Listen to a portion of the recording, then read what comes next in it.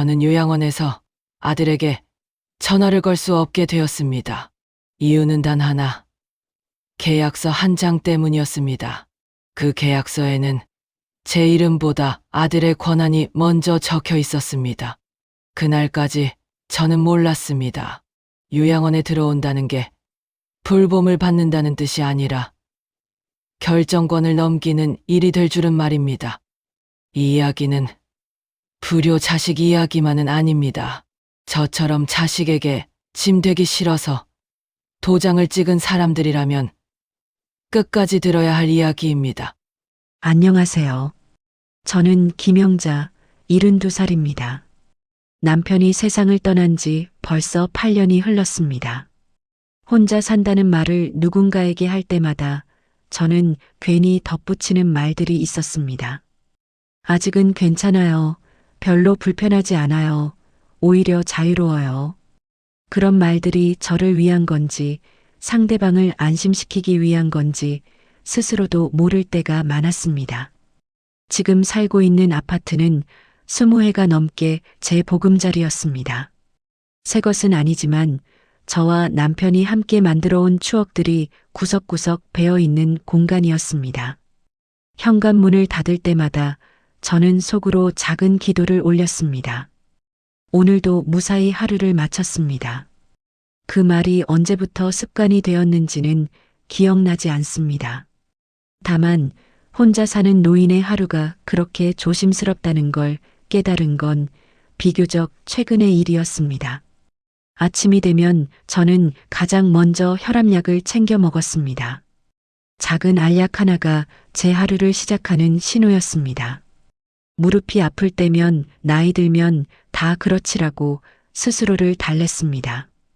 그런 말로 위안을 삼으면서도 마음 한편으로는 이 통증이 언젠가 저를 넘어뜨릴지도 모른다는 두려움이 있었습니다. 저는 아직도 혼자서 장을 보고 밥을 해 먹을 수 있다는 사실에서 작은 안도감을 느꼈습니다. 마트에서 무거운 쌀포대를 들고 올 수는 없지만 필요한 것들을 골라서 집까지 가져올 수 있다는 게 저에게는 중요한 일이었습니다. 그 작은 독립성이 저를 아직은 괜찮은 사람으로 만들어주는 것 같았습니다. 욕실 바닥을 걸을 때면 유난히 신경이 쓰였습니다. 미끄러져 넘어질까봐 발걸음이 조심스러워졌습니다. 벽에 손잡이를 하나 달까 생각해봤지만 그러면 정말로 나이 든 사람이 되는 것 같아 망설여졌습니다. 그런 작은 고민들이 하루하루 쌓여갔습니다. TV에서 요양원 이야기가 나오면 저는 습관적으로 채널을 돌렸습니다. 나는 아직 거기 갈 사람은 아니다라는 생각으로 마음속에 선을 그었습니다. 그 선이 언제까지 유지될 수 있을지는 모르겠지만 적어도 지금은 제가 스스로 지킬 수 있는 경계라고 믿고 있었습니다. 큰아들 민수의 얼굴을 마지막으로 본 게 언제였는지 손가락으로 세어봤습니다. 생각보다 시간이 많이 흘렀다는 걸 깨달았습니다. 자주 보지 않아도 괜찮다고 각자 바쁘게 살고 있으니까 그럴 수밖에 없다고 스스로를 설득해 왔습니다. 며느리 선영과는 더더욱 필요 이상으로 말을 섞지 않는 사이였습니다. 그래도 최소한의 예의는 지키는 관계라고 생각해 왔습니다. 저에게는 하나의 철칙이 있었습니다. 자식들에게 짐이 되지 않는 것, 그것이 제가 지켜야 할 가장 중요한 원칙이었습니다. 누군가에게 기대는 노후는 실패한 인생이라고 여겨왔습니다. 그래서 아프다는 말도 웬만하면 하지 않았습니다. 작은 불편함들은 혼자서 해결하려고 노력했습니다. 그것이 어른의 자세라고 부모의 도리라고 믿고 있었습니다. 그런데 요즘 들어 민수가 부쩍 전화를 자주 걸어온다는 걸 느꼈습니다. 예전에는 명절이나 특별한 일이 있을 때만 연락이 왔었는데 갑자기 일주일에 2~3번씩 안부를 묻는 전화가 오기 시작했습니다. 엄마 요즘은 어때? 라는 말이 예전과는 다르게 들렸습니다. 그 말 속에 담긴 무언가가 달라진 것 같았습니다. 처음에는 저를 걱정해서 그러는 거라고 생각했습니다. 아들이 어머니를 생각해주는 마음이 커졌구나 싶어 고마웠습니다. 하지만 동시에 설명하기 어려운 불편함이 마음 한구석에 자리 잡았습니다. 그 불편함이 뭔지 정확히 말하기는 어려웠지만 뭔가 평소와 다른 느낌이었습니다. 건강 상태를 구체적으로 묻는 질문이 늘어났습니다. 무릎은 어때? 혈압은 잘 재고 있어? 밤에 잠은 잘 와? 같은 질문들이 나왔습니다. 저는 그럴 때마다 괜찮다, 별일 없다고 대답했습니다. 정말로 큰 문제는 없었으니까요. 하지만 민수는 제 대답에 완전히 안심하는 것 같지 않았습니다. 민수의 말투에서 어딘가 조심스럽고 계산적인 느낌이 든다는 생각을 했습니다. 마치 무언가를 준비하고 있는 사람의 말투 같았습니다. 전화를 끊고 나면 저는 혼자 앉아서 그 말들을 다시 떠올리게 되었습니다. 왜 갑자기 저런 말을 했을까? 무슨 일이 있는 건 아닐까 하는 생각들이 머릿속을 맴돌았습니다. 그때는 괜히 의심하는 제가 나쁜 사람 같다고 느꼈습니다. 아들이 어머니를 걱정해 주는 건데 왜 저는 그걸 달갑지 않게 생각하는 걸까요? 저 스스로가 너무 예민해진 건 아닐까 자책했습니다. 그래서 그런 생각들을 일부러 멈추려고 노력했습니다. 저는 그 시절 아무 일도 일어나지 않을 거라고 믿고 있었습니다. 지금처럼 평범한 하루들이 계속 이어질 거라고 확신했습니다. 민수의 전화도 그냥 효심이 깊어진 거라고 생각하려 했습니다. 제가 괜히 트집을 잡고 있는 거라고 스스로를 달랬습니다. 아침에 일어나서 혈압약을 먹고 간단한 아침을 차려 먹고 TV 뉴스를 보면서 하루를 시작하는 일상이 계속될 거라고 믿었습니다. 가끔 무릎이 아프면 파스를 붙이고 혈압이 조금 높으면 짠 음식을 줄이면 되는 정도의 문제들만 있을 거라고 생각했습니다. 저는 제가 아직 충분히 독립적이라고 믿고 있었습니다. 남의 도움 없이도 잘 살아갈 수 있는 사람이라고 확신했습니다. 그런 자신감이 저를 지탱해주는 힘이었습니다. 비록 혼자 살고 있지만 스스로를 돌볼 수 있는 능력이 있다는 것, 그것이 저의 자존심이었습니다. 하지만 지금 돌아보면 그때가 가장 순진했던 순간이었던 것 같습니다. 그 평범함이 마지막일 줄은 몰랐습니다. 제가 당연하다고 여겼던 모든 것들이 사실은 당연하지 않았다는 걸 저는 아직 알지 못했습니다. 민수의 전화가 점점 더 자주 오기 시작했을 때 저는 그저 고마워했습니다. 아들이 어머니를 챙겨준다는 생각에 마음이 따뜻해졌습니다. 하지만 그 따뜻함 뒤에 숨어있던 차가운 계산을 저는 아직 느끼지 못하고 있었습니다. 어느 날 저녁 민수에게서 온 전화를 받으며 저는 평상시와 다름없이 대답했습니다. 응, 민수야. 엄마 괜찮아. 그 말이 제 입에서 자연스럽게 나오는 동안 저는 그 말이 곧 거짓이 될 줄은 상상도 하지 못했습니다. 목구멍 깊은 곳에서 뭔가 막힌 듯한 느낌이 들 때가 있었습니다. 그럴 때마다 저는 물을 한 모금 마시고 나이가 들어서 그런가 보다 하고 넘겼습니다. 그 막힌 느낌이 앞으로 올 일들에 대한 제 마음의 예감이었는지도 모른다는 생각은 그때는 해보지 못했습니다. 저는 그저 평범한 할머니였습니다. 하루하루를 조심스럽게 살아가는, 자식에게 피해주지 않으려고 노력하는 그런 평범한 할머니였습니다. 제가 특별할 것도 특별한 일을 겪을 것도 없다고 생각했습니다. 하지만 인생이라는 게 우리가 예상하지 못하는 순간에 갑자기 방향을 바꾸는 법인가 봅니다. 제가 믿고 있던 평범함, 제가 당연하다고 여겼던 것들이 하나씩 흔들리기 시작한 건 그 무렵이었습니다. 그때만 해도 저는 몰랐습니다.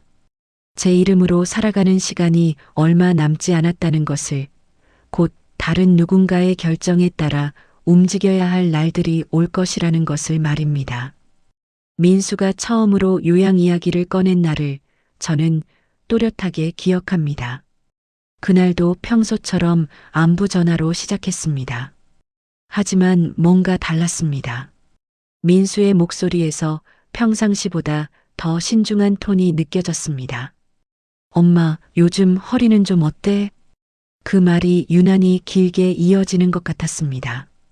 마치 그 말 뒤에 더 중요한 말이 숨어 있는 것 같은 느낌이었습니다. 저는 평상시처럼 대답했습니다. 괜찮아. 약 먹으면 버틸만해.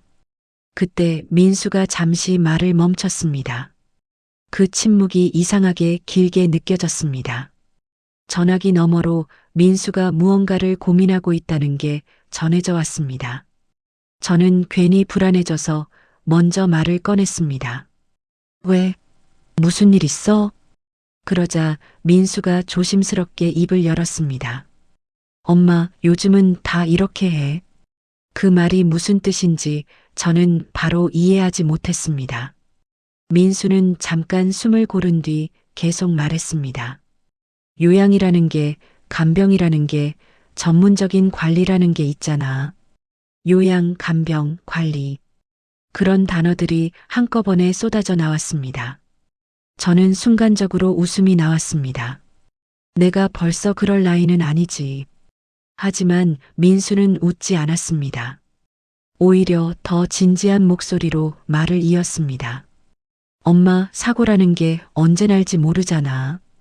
혼자 살다가 넘어지기라도 하면 큰일이야. 그 말에 제 마음이 조금 흔들렸습니다. 사실 저도 그런 걱정을 안 한 건 아니었거든요. 욕실에서 미끄러질까봐, 계단에서 발을 헛디딜까봐 항상 조심하며 살고 있었으니까요. 민수는 뉴스에서 본 노인 사고 사례를 예로 들기 시작했습니다. 혼자 살던 할머니가 집에서 쓰러져 며칠 만에 발견되었다는 이야기, 계단에서 넘어져 병원에 실려갔다는 이야기들을 차례로 들려주었습니다. 그 말들이 제가 평소에 가지고 있던 불안을 정확히 건드렸습니다. 마치 민수가 제 마음속을 들여다보고 있는 것 같았습니다. 저는 목구멍이 조금 메어오는 느낌을 받았습니다. 그때 뒤에서 선영이의 목소리가 들려왔습니다. 어머님, 요즘 요양원 많이 좋아졌어요. 선영이의 말투는 부드러웠지만 어딘가 거리감이 느껴졌습니다. 마치 이미 결정된 일을 설명하는 사람의 목소리 같았습니다. 민수가 다시 말을 받았습니다. 엄마, 요양원이라고 해서 버리는 곳이 아니야. 요즘은 정말 시설도 좋고 전문가들이 제대로 돌봐주고 그래. 저는 고개를 저으며 대답했습니다. 아니야, 나는 아직 괜찮아. 혼자서도 충분히 살 수 있어.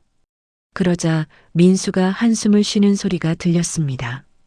그 한숨 속에는 답답함과 피로가 섞여 있는 것 같았습니다. 우리가 언제까지 이렇게 직접 다 할 수는 없잖아. 그 말이 제 가슴에 정확히 꽂혔습니다. 우리가 직접 다 한다는 말이 무슨 뜻인지 저는 알 수 있었습니다. 제가 민수에게 부담이 되고 있다는 뜻이었습니다. 그 순간 저는 제가 짐이라는 생각이 스쳤습니다. 민수는 제가 말이 없자 어조를 바꿔서 말했습니다. 엄마, 우리가 이런 말하는 것도 다 엄마 생각해서 하는 거야. 너무 예민하게 받아들이지는 마. 그러면서 웃어 보였습니다. 하지만 저는 웃을 수 없었습니다. 가슴 한구석이 답답해져 왔습니다. 선영이가 다시 말을 보탰습니다. 어머님, 전문가에게 맡기는 게 오히려 효도일 수도 있어요. 저희도 아이들 키우느라 여유가 없고요. 그 말에서 저는 선영이의 솔직한 마음을 읽을 수 있었습니다. 시어머니 돌봄이 부담스럽다는 것, 그런 일에 시간과 에너지를 쓰고 싶지 않다는 것을 느꼈습니다. 민수가 마지막으로 말했습니다. 엄마, 한 번만 생각해봐. 아무것도 정하지 말고 그냥 한 번만 생각해보라고. 전화를 끊고 나서도 그 말들이 계속 머릿속을 맴돌았습니다. 우리가 언제까지 직접 다 할 수는 없잖아라는 말이 특히 귓가에 맴돌았습니다. 정말로 제가 민수 인생을 힘들게 하고 있는 걸까요? 제가 독립적이라고 생각했던 생활이 사실은 다른 누군가에게 부담을 주고 있었던 걸까요? 그날 밤 잠자리에 누워도 쉽게 잠들지 못했습니다. 요양이라는 단어가 머릿속에서 떠나지 않았습니다. 저는 그동안 요양원을 마지막에 가는 곳이라고 생각해 왔습니다. 더 이상 혼자 살 수 없게 되었을 때 어쩔 수 없이 가는 곳이라고 여겨왔습니다. 하지만 민수의 말을 들으니 생각이 조금 달라졌습니다. 혹시 제가 너무 고집을 부리고 있는 건 아닐까요? 요즘 요양원이 정말 많이 좋아졌다면, 거기서 더 안전하고 편안하게 지낼 수 있다면 그것도 하나의 선택일 수 있겠다는 생각이 들었습니다. 무엇보다 민수와 선영이에게 부담을 주고 싶지 않았습니다. 제가 혼자 고집을 부리다가 정말로 큰 사고라도 나면 그때는 더 큰 짐이 될 것 같았습니다. 미리 안전한 곳에 가 있는 것이 모두에게 좋은 일일 수도 있다는 생각이 들기 시작했습니다. 다음 날 아침 혈압약을 먹으면서 저는 어제 통화를 다시 떠올렸습니다. 민수의 목소리에서 느꼈던 피로감, 선영이의 말에서 느꼈던 부담감이 현실적으로 다가왔습니다. 저는 제가 생각하는 것보다 더 많은 걱정을 끼치고 있었는지도 모른다는 생각이 들었습니다. 거울을 보니 제 얼굴이 예전보다 늙어 보였습니다. 주름이 더 깊어졌고 등도 조금 더 굽어진 것 같았습니다. 혹시 제가 제 상태를 제대로 파악하지 못하고 있는 건 아닐까요? 객관적으로 봤을 때는 이미 도움이 필요한 나이가 되었는데 저 혼자만 괜찮다고 착각하고 있는 건 아닐까요? 민수에게서 다시 전화가 왔습니다. 어제보다 목소리가 밝았습니다. 엄마, 어제 이야기 좀 생각해 봤어? 저는 솔직하게 대답했습니다. 응, 생각해 봤는데 아직 잘 모르겠어. 민수가 말했습니다. 그럼 우리가 자료 좀 보내줄게. 요즘 요양원이 어떤 식으로 운영되는지, 시설이 어떤지 한번 봐봐. 그 말이 끝나자마자 휴대폰으로 메시지가 오기 시작했습니다. 사진과 설명이 담긴 파일들이 연달아 도착했습니다. 저는 그 자료들을 하나하나 들여다봤습니다. 시설은 생각보다 깔끔해 보였습니다. 방도 나쁘지 않았고 식당도 정갈했습니다. 운동시설이나 프로그램 안내를 보니 혼자 집에 있는 것보다 오히려 더 활기찬 생활을 할 수 있을 것 같다는 생각도 들었습니다. 저기서라면 덜 외롭고 덜 위험하고 덜 힘들까? 라는 생각이 처음으로 스쳤습니다. 스스로 그런 생각을 했다는 게 조금 부끄러웠지만 완전히 나쁜 생각은 아닌 것 같았습니다. 저녁 무렵 민수에게서 또 전화가 왔습니다. 엄마, 자료 봤어? 응, 봤어. 생각보다 괜찮더라. 그치? 요즘은 정말 많이 달라졌어. 옛날 요양원하고는 완전히 다르다고 보면 돼. 민수의 목소리에서 안도감이 느껴졌습니다. 마치 어려운 일의 첫 단계를 성공적으로 넘긴 사람의 목소리 같았습니다. 그럼 한번 직접 가서 봐볼까? 그 제안에 저는 잠시 망설였습니다. 직접 가서 본다는 것은 진짜로 그곳에 들어갈 가능성을 염두에 둔다는 뜻이었습니다. 하지만 동시에 모르는 채로 결정하는 것보다는 직접 확인해 보는 게 좋겠다는 생각도 들었습니다. 그래, 한번 가서 봐보자. 그 말을 하고 나서 저는 뭔가 중요한 선을 넘어선 것 같은 느낌이 들었습니다. 아직 아무것도 결정하지 않았지만 이미 절반쯤은 그쪽으로 마음이 기울어지고 있다는 것을 스스로도 느낄 수 있었습니다. 그날 밤 저는 제 선택에 대해 생각해 봤습니다. 정말로 요양원에 들어가는 게 맞는 걸까요? 아니면 좀 더 버텨볼 수 있을까요? 하지만 민수의 말이 계속 머릿속에 맴돌았습니다. 우리가 언제까지 직접 다 할 수는 없잖아. 저는 그 제안을 아직 받아들인 건 아니라고 생각했습니다.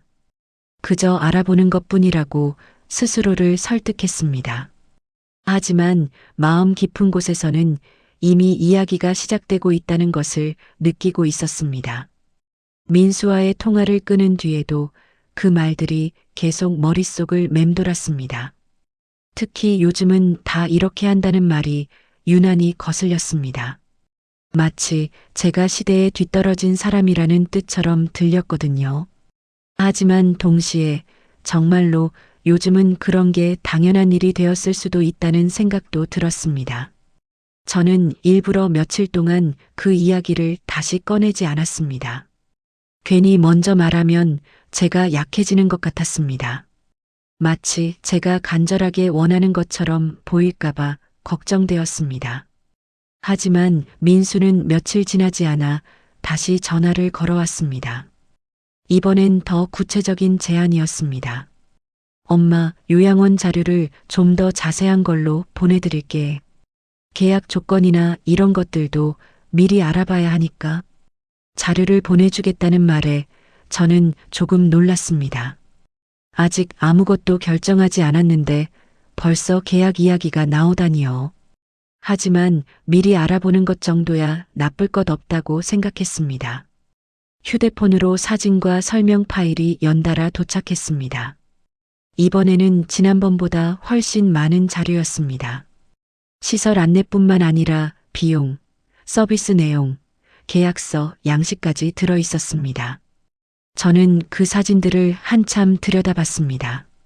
방은 생각보다 깔끔했고 창가에 앉아 있는 어르신들의 모습도 그리 불행해 보이지 않았습니다. 식당에서 함께 식사하는 모습을 보니 혼자 먹는 것보다 더 즐거울 수도 있겠다는 생각이 들었습니다. 저기서라면 정말 덜 힘들까? 라는 생각이 처음으로 진지하게 스쳤습니다. 혼자 집에서 끼니를 걱정하고 청소를 하고 외로움을 견디는 것보다는 나을지도 모른다는 생각이 들었습니다. 스스로 그런 생각을 했다는 게 조금 부끄러웠지만 완전히 터무니없는 생각은 아닌 것 같았습니다. 며칠 뒤 민수와 선영이 집에 함께 찾아왔습니다. 평소보다 일찍 온 것도 신경 쓰였지만 둘 다 뭔가 준비해 온 것 같은 분위기였습니다. 선영이는 가방에서 두꺼운 봉투를 꺼내 테이블 위에 조심스럽게 놓았습니다. 어머님, 요양원 계약서 초안이에요. 미리 한번 보시라고 가져왔어요. 계약서라는 말에 저는 가슴이 조금 두근거렸습니다. 아직 결정하지 않았는데 벌써 계약서를 가져오다니 너무 성급한 것 아닌가 싶었습니다. 하지만 민수가 웃으며 말했습니다. 엄마, 그냥 미리 보는 거야. 어떤 내용인지 알아야 결정할 수 있잖아. 선영이 봉투에서 서류를 꺼냈습니다. 글씨가 작고 페이지 수가 많았습니다. 저는 첫 장부터 읽기 시작했지만 몇 줄 읽다가 눈이 피로해졌습니다. 법률 용어들이 많이 나와서 이해하기 어려웠습니다. 이게 다 뭐예요? 저는 조금 당황스러워하며 물었습니다. 민수가 대답했습니다. 대부분 형식적인 문구예요. 중요한 건 별로 없어요. 그냥 법적으로 필요한 내용들이니까 너무 신경 쓰지 마세요. 저는 몇 가지 궁금한 것들을 물어봤습니다. 언제든지 나올 수 있는지, 병원에 가고 싶을 때는 어떻게 하는지, 면회는 자유로운지 같은 것들 말입니다. 하지만 민수와 선영이의 대답은 애매했습니다. 그런 건 나중에 자세히 물어보면 돼요. 일단 들어가면 직원들이 다 설명해 줄 거예요. 명확한 답을 듣지 못해서 조금 답답했지만 제가 너무 까다롭게 구는 것 같아 더 이상 묻지 못했습니다. 그때 민수가 갑자기 회사 이야기를 꺼냈습니다. 엄마, 요즘 회사 일이 정말 힘들어요. 새 프로젝트가 시작됐는데 야근이 계속이고. 민수는 자세히 설명했습니다. 얼마나 바쁜지, 얼마나 스트레스를 받는지, 집에 와서도 일 생각에 잠을 못 잔다는 이야기까지 했습니다. 저는 그 말을 들으면서 마음이 무거워졌습니다. 그런데 이런 상황에서 엄마 일까지 다 다 신경 쓰기엔 솔직히 벅차요. 그 말에 저는 아무 대답도 하지 못했습니다. 목구멍이 메어오는 느낌이었습니다. 제가 민수에게 부담을 주고 있다는 것을 이렇게 직접적으로 말하다니 마음이 아팠습니다. 하지만 동시에 민수의 상황도 이해가 되었습니다. 선영이도 말을 보탰습니다. 어머님, 저희도 아이들 학원비며 생활비며 정말 만만치 않아요. 거기다 어머님까지 신경 쓰려면. 선영이는 말을 끝까지 하지 않았지만 그 의미는 충분히 전해졌습니다. 시어머니 돌봄까지 책임지기에는 경제적으로나 시간적으로나 여유가 없다는 뜻이었습니다. 저는 점점 말수가 줄어들었습니다. 변명할 수도 없었고 화를 낼 수도 없었습니다. 모두 현실적인 말들이었거든요. 제가 혼자 고집을 부린다고 해서 민수와 선영이의 어려움이 해결되는 건 아니었습니다. 민수가 다시 말했습니다. 엄마, 우리가 이런 말하는 것도 정말 죄송해요. 하지만 솔직하게 말씀드리는 게 맞는 것 같아서요. 그 말에서 저는 민수의 진심을 느꼈습니다. 정말로 어려운 상황에서 어쩔 수 없이 하는 말이라는 것을 알 수 있었습니다. 그래서 더 마음이 아팠습니다. 그럼 이 계약서는 언제까지 결정하면 돼요? 제가 그렇게 묻자 민수와 선영이의 표정이 밝아졌습니다. 급할 건 없어요. 엄마가 충분히 생각해 보세요. 하지만 그들의 표정에서 저는 빠른 결정을 원한다는 것을 읽을 수 있었습니다. 그날 밤 저는 계약서를 다시 혼자 펼쳐봤습니다. 작은 글씨들이 빽빽하게 적혀 있었지만 이해되지 않는 문장들이 대부분이었습니다. 법률 용어들과 전문적인 표현들로 가득했습니다. 민수가 알아서 하겠지. 저는 그렇게 스스로를 설득했습니다. 제가 더 자세히 묻는 게 오히려 민폐처럼 느껴졌습니다. 민수도 바쁜데 계약서 내용을 일일이 설명해달라고 하는 건 너무 이기적인 것 같았습니다. 사실 지인 한 명이 조심스럽게 말렸던 것도 기억났습니다. 요양원에 들어가기 전에 꼼꼼히 알아보라고 계약서도 자세히 읽어보라고 했었습니다. 하지만 민수는 그런 말들을 예민하다, 걱정 많다며 일축했었습니다. 엄마, 요즘 세상에 그런 막장 요양원이 어디 있어요?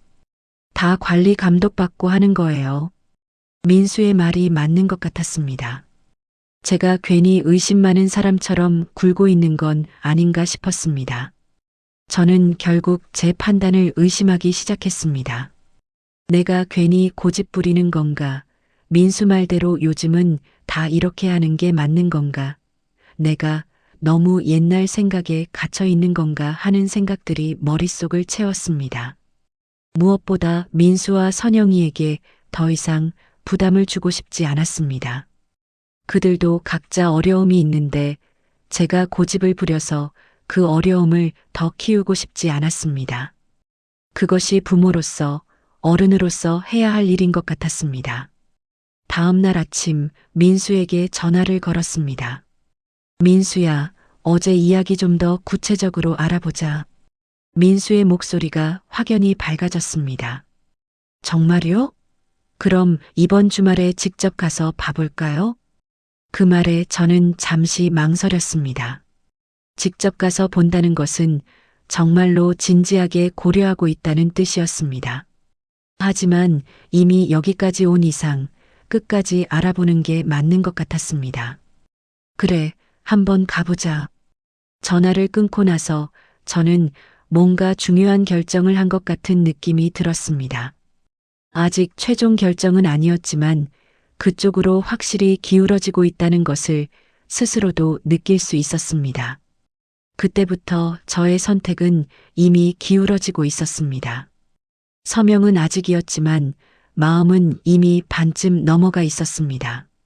민수와 선영이의 현실적인 어려움, 저 자신의 불안함, 그리고 가족에게 짐이 되지 않으려는 마음이 모두 합쳐져서 저를 한쪽으로 이끌고 있었습니다.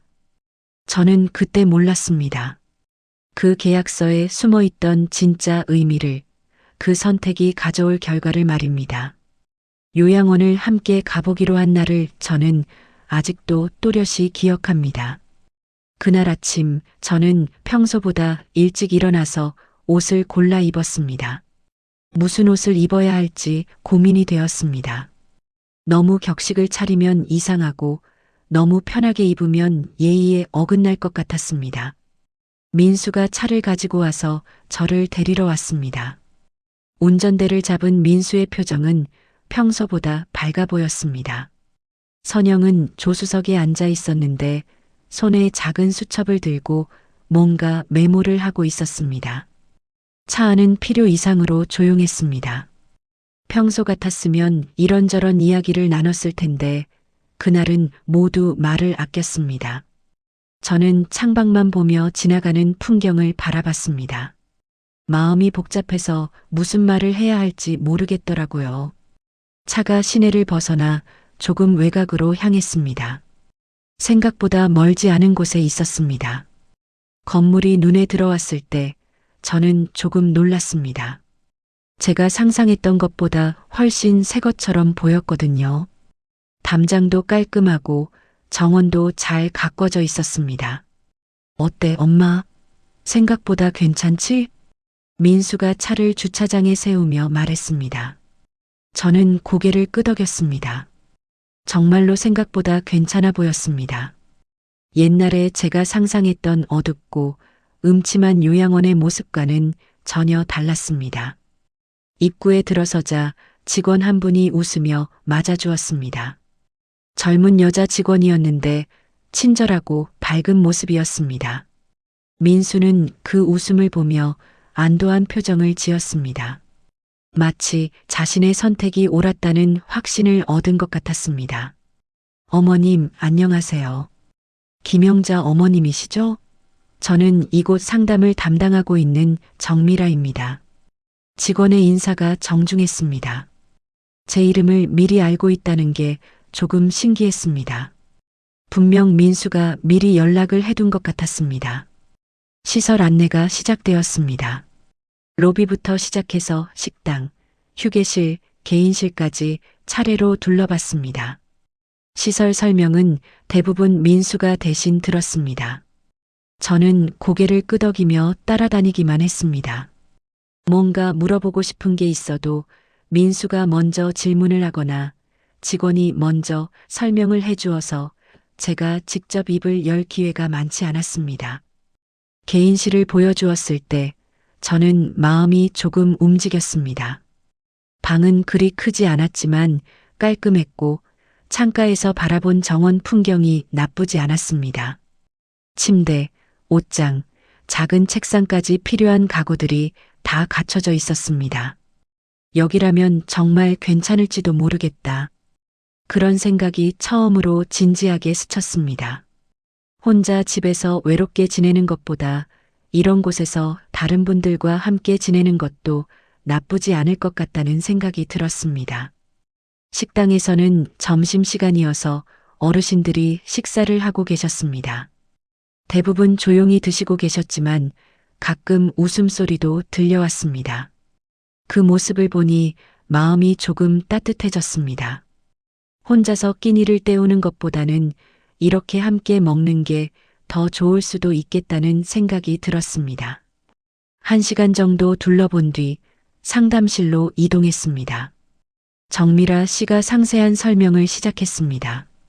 식사 시간, 프로그램 일정, 의료진 상주 시간 등에 대해 하나하나 설명해 주었습니다. 그때 선영이가 준비해온 서류 봉투를 꺼냈습니다. 계약서가 다시 나왔습니다. 이번에는 정식 계약서였습니다. 집에서 봤던 초안보다 더 두꺼웠습니다. 정미라 씨가 계약서 내용을 설명하기 시작했습니다. 하지만 설명이 너무 빨랐습니다. 전문 용어들이 섞여서 이해하기 어려웠습니다. 저는 중간중간 몇 문장을 놓쳤다는 걸 느꼈습니다. 민수는 중간중간 다 기본적인 내용입니다. 일반적인 조항이에요라고 덧붙였습니다. 마치 제가 너무 자세한 것까지 신경 쓸 필요 없다는 뜻처럼 들렸습니다. 저는 몇 가지 궁금한 점을 물어보려고 했습니다. 하지만 질문을 하려던 순간 민수가 먼저 다른 이야기를 꺼내거나 정미라 씨가 다음 내용으로 넘어가 버려서 물어볼 기회를 놓쳤습니다. 괜히 분위기를 깨는 사람이 되고 싶지 않다. 저는 그런 생각으로 말문을 닫았습니다. 모두 바쁜 시간을 내서 와주었는데 제가 너무 까다롭게 굴면 안 될 것 같았습니다. 계약서 설명이 끝나고 서명란이 눈에 들어왔습니다. A사 용지 여러 장에 걸쳐 서명해야 할 곳이 여러 군데 있었습니다. 민수가 펜을 제 쪽으로 밀어놓았습니다. 엄마, 여기에 서명하시면 돼요. 그 순간 제 손끝이 조금 떨렸습니다. 정말로 서명을 해야 하는 순간이 온 것입니다. 아직 마음의 준비가 완전히 되지 않았는데 이미 여기까지 왔으니 물러설 수는 없을 것 같았습니다. 지금 아니면 더 민폐가 될 것 같다. 그런 생각이 머릿속을 스쳤습니다. 여기까지 와서 갑자기 마음을 바꾼다면 민수와 선영이에게 너무 미안할 것 같았습니다. 시간도 내주고 차로 데려다주고 이렇게까지 도와주었는데 말입니다. 저는 이름을 천천히 적기 시작했습니다. 김영자라는 세 글자를 쓰는데 평소보다 오래 걸렸습니다. 손이 떨려서 글씨가 평소보다 삐뚤삐뚤했습니다.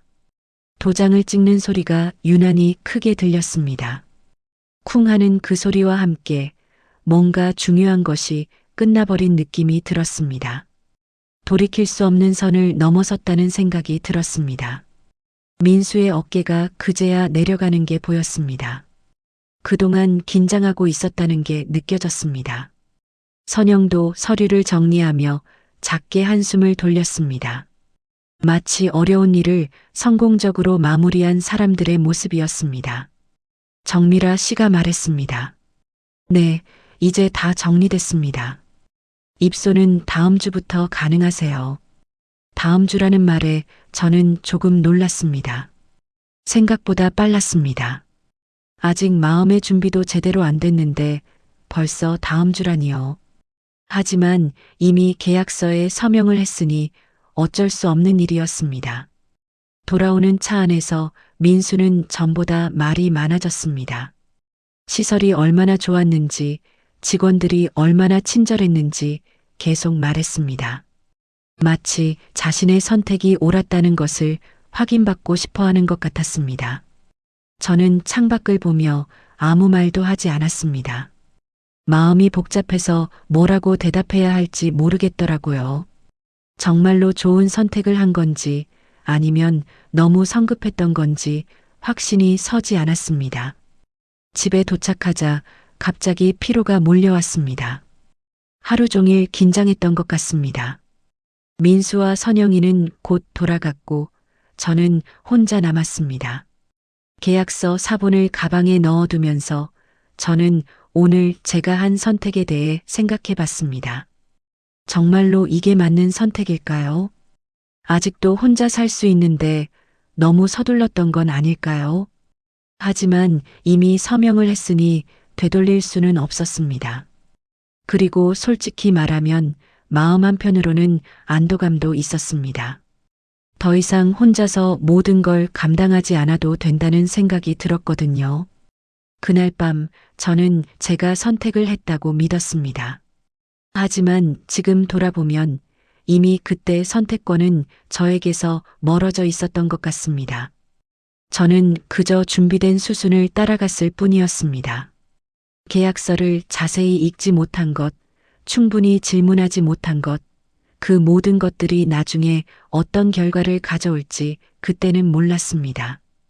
저는 그저 가족에게 짐이 되지 않는 길을 선택했다고 생각했습니다. 하지만 그 선택 뒤에 숨어 있던 진실을 저는 아직 알지 못하고 있었습니다. 요양원에 들어온 첫날 밤을 저는 비교적 차분하게 넘겼습니다. 낯선 침대, 낯선 소리들이 있었지만 생각보다 견딜만 했습니다. 창밖으로 보이는 정원의 가로등 불빛이 은은해서 마음이 조금 안정되었습니다. 민수는 입소 당일 저를 데려다 주면서 말했습니다. 엄마, 며칠은 자주 올게. 적응할 때까지는 계속 와서 볼게. 그 말이 저에게는 큰 위로가 되었습니다. 완전히 버려진 건 아니라는 생각이 들었거든요. 선영도 고개를 끄덕이며 말을 보탰습니다. 어머님, 처음에는 낯설겠지만 곧 괜찮아지실 거예요.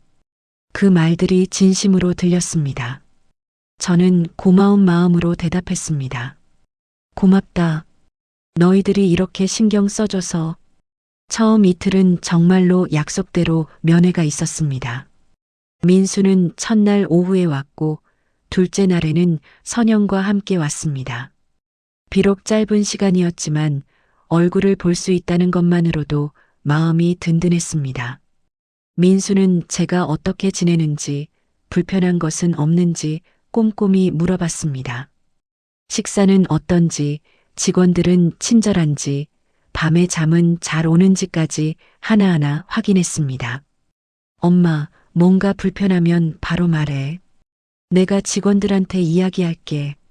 그런 민수를 보면서 저는 역시 내 아들이구나 하는 생각이 들었습니다. 요양원에 보낸 것도 저를 걱정해서였고, 이렇게 자주 와서 확인하는 것도 효심 때문이라고 생각했습니다. 하지만 셋째 날부터 조금씩 변화가 시작되었습니다. 민수의 방문이 하루씩 미뤄지기 시작했습니다. 셋째 날 오후에 올 예정이었는데 저녁 무렵에 메시지가 왔습니다. 엄마, 오늘은 회사에서 급한 일이 생겨서 좀 늦을 것 같아. 내일 꼭 갈게. 저는 그 메시지를 이해했습니다. 민수도 바쁜 직장인이니까 어쩔 수 없는 일이라고 생각했습니다. 하지만 약속한 시간에 오지 않으니 마음 한구석이 허전했습니다. 다음 날은 이번 주는 정신이 없다는 메시지로 바뀌었습니다. 그 다음 날은 다음 주에 시간 내서 갈게가 되었습니다. 저는 그 말들을 모두 믿었습니다. 정말로 바쁠 수 있으니까요. 대신 전화 통화로 안부를 전했습니다. 하루 걸러 하루씩은 전화를 받아주었습니다. 하지만 통화 시간이 점점 짧아지는 것을 느꼈습니다. 처음에는 15분, 20분씩 이야기했는데 나중에는 5분도 채 안 되었습니다. 엄마, 지금 회의에 들어가야 해서 나중에 다시 전화할게. 엄마, 운전 중이라 위험해서 안전한 곳에 도착하면 걸게. 그런 말들로 통화가 짧게 끝나는 일이 잦아졌습니다. 저는 그럴 때마다 나중에를 기다렸지만 그 나중에는 대부분 오지 않았습니다. 예전에는 제가 이것저것 물어보면 민수가 친절하게 대답해 주었습니다. 요양원 생활은 어떤지, 식사는 맞는지, 다른 어르신들과는 잘 지내는지 같은 질문들을 했을 때 자세히 들어주고 조언도 해 주었습니다. 하지만 이제는 질문을 해도 대답이 간단했습니다. 응, 잘 지내고 있구나. 다행이다. 그래, 괜찮으면 됐어. 더 이상 구체적으로 묻지 않았습니다. 마치 제 대답에 별로 관심이 없는 것 같았습니다. 선영과의 통화는 더욱 형식적이었습니다. 가끔 민수가 바쁠 때 대신 전화를 해주었는데 통화 내용이 항상 비슷했습니다. 어머님 잘 계시죠? 아픈 곳은 없으시고요? 그 질문에 제가 대답하기도 전에 바로 다른 말을 이었습니다. 네, 그럼 민수 오빠한테 안부 잘 전달해 드릴게요. 저희도 요즘 너무 바빠서요. 그리고는 바로 전화가 끊겼습니다. 저는 그런 통화를 하고 나면 뭔가 공허한 기분이 들었습니다. 안부를 묻는 게 아니라 확인만 하고 넘어가는 느낌이었습니다. 요양원 생활에서도 작은 변화들이 생기기 시작했습니다. 처음에는 직원들이 저를 신경 써주는 것 같았습니다. 식사 시간을 미리 알려주고 불편한 점은 없는지 물어보고 무슨 일이 있으면 바로 달려와 주었습니다. 하지만 일주일이 지나면서 그런 관심이 조금씩 줄어드는 것을 느꼈습니다. 호출 버튼을 눌러도 바로 오지 않았습니다. 예전에는 3분 안에 왔는데 이제는 10분, 15분씩 걸렸습니다. 죄송해요. 다른 어르신 돌보느라고요. 그런 설명을 들으면 저는 더 이상 뭐라고 할 수 없었습니다. 다른 분들도 돌봐야 하는데 제가 너무 이기적으로 구는 건 아닌가 싶었습니다. 식사나 일정에 대한 설명도 간단해졌습니다. 처음에는 오늘 메뉴가 무엇인지, 오후에 무슨 프로그램이 있는지 자세히 설명해 주었습니다. 하지만 이제는 식사 시간입니다. 프로그램 시간입니다. 정도의 간단한 안내만 있었습니다. 저는 이런 변화들을 느끼면서도 스스로에게 말했습니다. 처음에만 특별히 신경 써주는 거였나 보다. 적응 기간이 지나니까 이제 다른 분들처럼 대하는 거겠지. 괜히 제가 예민해진 건 아닐까 스스로를 의심했습니다. 요양원이라는 곳이 원래 이런 곳일 수도 있다고 생각했습니다.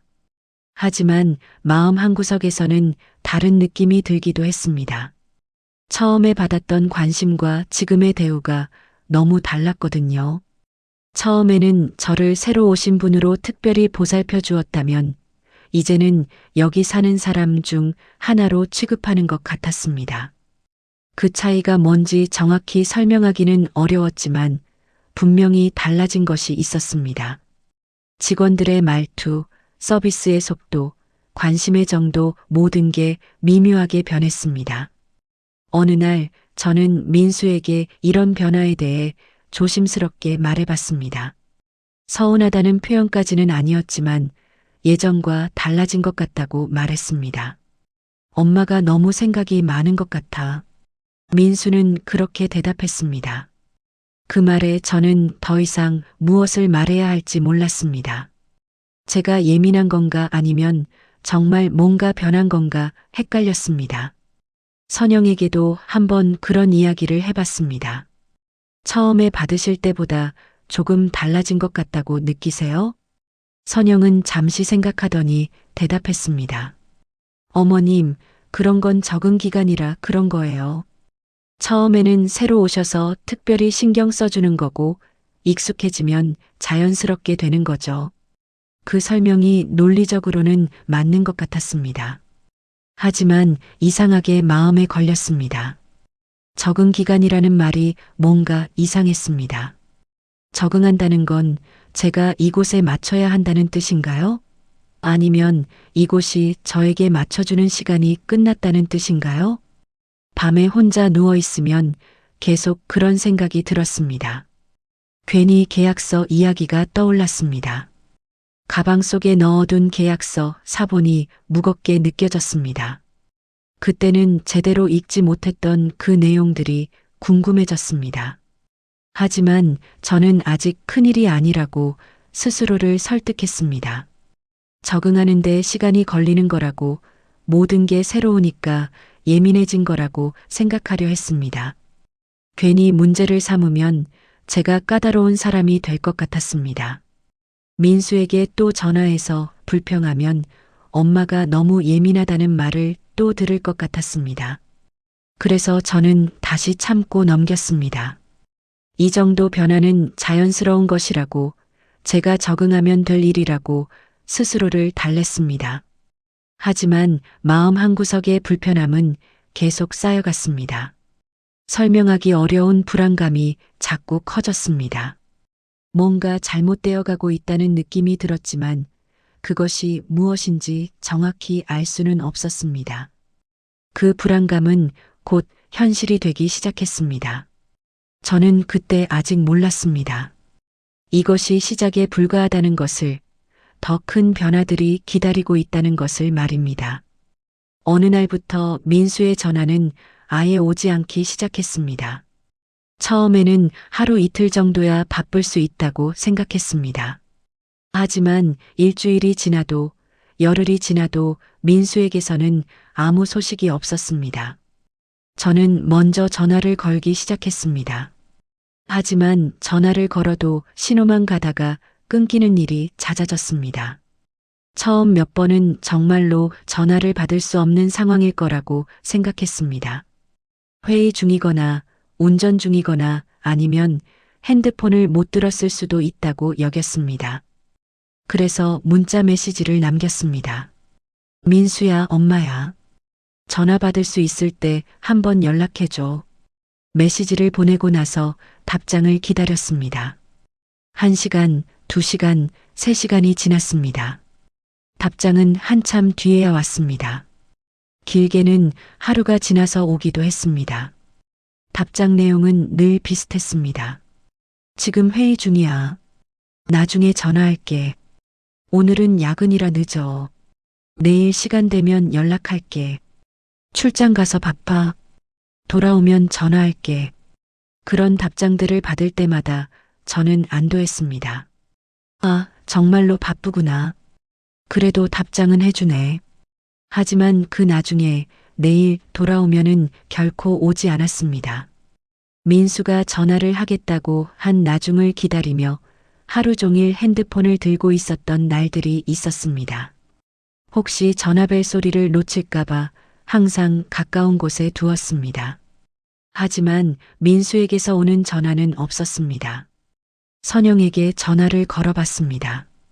혹시 민수가 아파서 연락을 못하는 건 아닌지, 집에 무슨 일이 있는 건 아닌지 걱정되어서였습니다. 하지만 선영과의 통화는 민수보다도 더 짧았습니다. 어머님, 지금은 좀 바빠요. 그 말이 전부였습니다. 제가 뭔가 더 말하려고 하면 이미 전화가 끊어져 있었습니다. 저는 점점 전화를 거는 게 망설여지기 시작했습니다. 전화를 걸 때마다 받지 않거나 받아도 바쁘다는 말만 들으니까 괜히 제가 귀찮은 사람이 되는 것 같았습니다. 내가 너무 자주 연락하나? 혹시 내가 민폐를 끼치고 있는 건 아닐까? 그런 생각들이 머릿속을 채웠습니다. 아들에게 전화 한 통 거는 것도 눈치를 봐야 하는 자신이 초라하게 느껴졌습니다. 면회는 거의 끊겼습니다. 처음 일주일 동안은 이틀에 한 번씩은 얼굴을 봤는데 이제는 일주일이 지나도 열흘이 지나도 민수와 선영의 모습을 볼 수 없었습니다. 어느 날 저는 달력을 보며 마지막으로 민수 얼굴을 본 날짜를 세어봤습니다. 손가락으로 하나씩 세어보니 생각보다 오래되었다는 걸 깨달았습니다. 벌써 3주가 넘게 지났더군요. 그 사실이 저에게는 충격이었습니다. 3주 동안 아들 얼굴을 보지 못했다는 게 믿어지지 않았습니다. 예전에 집에서 살 때는 가끔 일주일 정도 보지 못해도 큰 문제가 아니었는데 요양원에서는 하루하루가 길게 느껴졌습니다. 요양원 생활도 눈에 띄게 달라졌습니다. 처음 몇 주 동안 받았던 관심과 배려가 점점 사라져갔습니다. 호출 버튼을 눌러도 바로 오지 않았습니다. 예전에는 5분 안에 왔는데 이제는 20분, 30분씩 기다려야 했습니다. 죄송해요. 다른 일이 있어서요. 직원들은 그렇게 말했지만 미안해하는 기색은 별로 없어 보였습니다. 마치 당연한 일인 것처럼 말했습니다. 식사 시간이 바뀌어도 미리 설명을 듣지 못했습니다. 예전에는 오늘은 식사 시간이 30분 늦어집니다라고 미리 공지를 해주었는데 이제는 식당에 가봐야 알 수 있었습니다. 아, 오늘은 좀 늦어요. 기다리세요. 그런 말을 듣고 어쩔 수 없이 기다리는 일이 잦아졌습니다. 이전에는 있던 작은 배려들이 하나둘씩 사라졌습니다. 처음에는 제가 좋아하는 반찬이 뭔지 물어보고 조금 더 챙겨주기도 했고 방 청소를 할 때도 제가 어디에 뭘 두는지 신경 써주었습니다. 하지만 이제는 그런 개별적인 관심은 찾아볼 수 없었습니다. 저는 이런 변화들이 너무 답답해서 불편함을 이야기하려고 상담실을 찾았습니다. 정미라 씨와 다시 이야기를 나눠보고 싶었습니다. 혹시 제가 뭔가 잘못 이해하고 있는 건 아닌지 아니면 개선할 수 있는 방법이 있는지 알고 싶었습니다. 상담실 문을 두드리고 들어갔습니다. 정미라 씨는 저를 보더니 자리를 권했습니다. 하지만 표정이 처음 만났을 때와는 달랐습니다. 조금 더 경계하는 듯한, 조심스러워하는 듯한 분위기였습니다. 어떤 일로 오셨어요? 저는 최근에 느꼈던 불편함들을 차례로 말했습니다. 호출 버튼을 눌러도 늦게 오는 것, 식사 시간 변경을 미리 알려주지 않는 것, 예전과 달라진 서비스 같은 것들을 설명했습니다.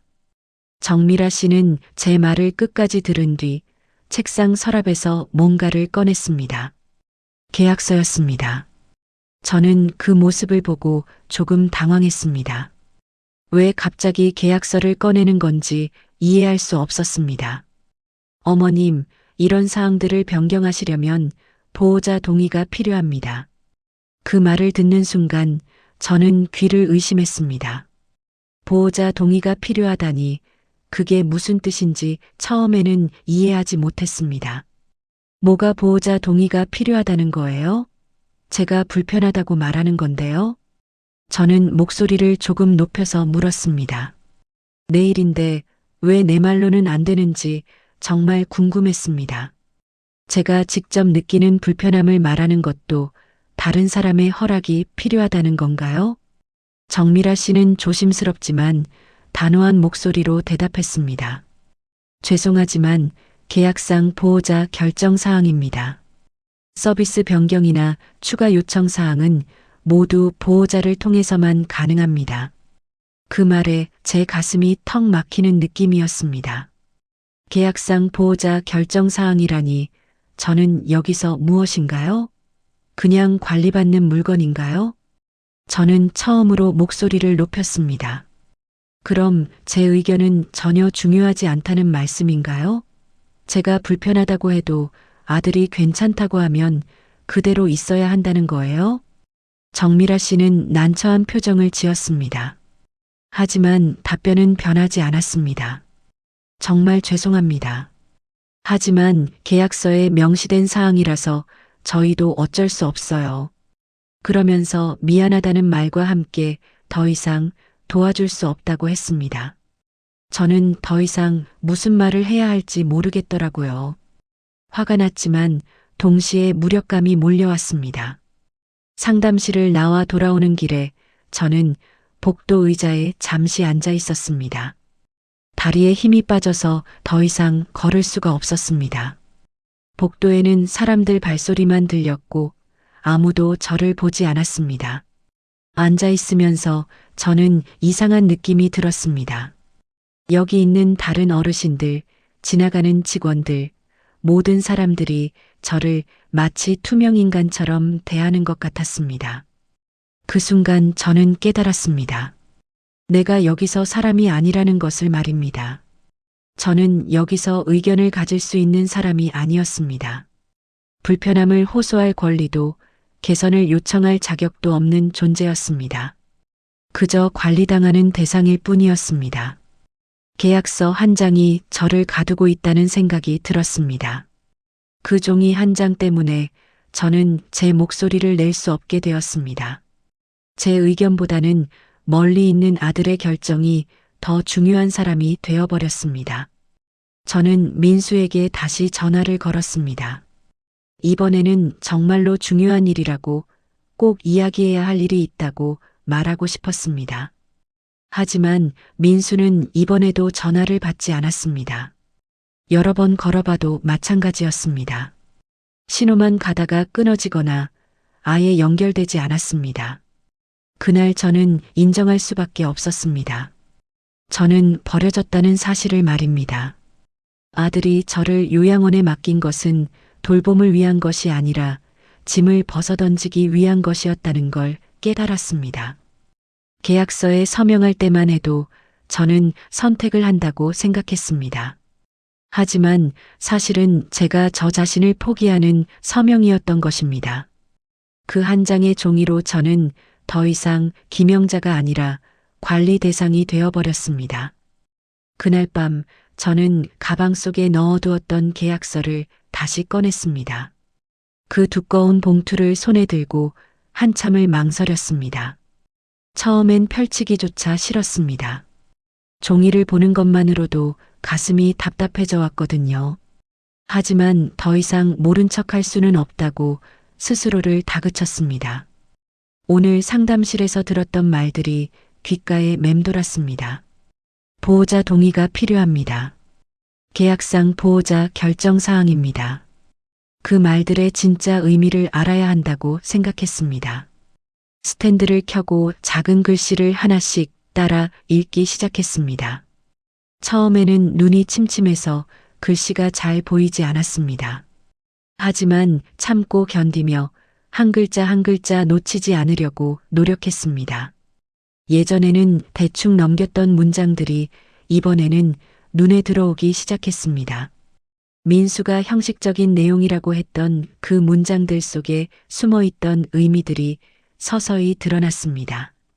마치 안개가 걷히듯이 진실이 보이기 시작했습니다. 보호자 결정사항이라는 표현이 반복된다는 걸 깨달았습니다.